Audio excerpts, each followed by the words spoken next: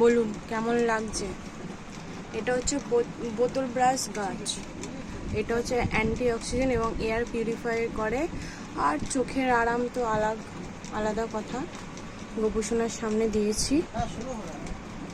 দুটো বড় ডাল এনেছিলাম, সেগুলোর কাটিং এখানে রেডি করে নিয়েছি। এই যে ডালগুলো আর এর পাতাগুলোকে এখানে ব্যবহার করেছি।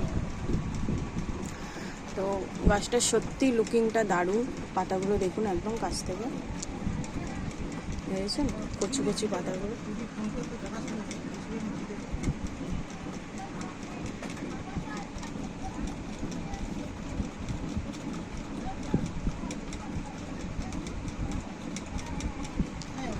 আর গোপুসোনাকে দেখুন কি খুশি।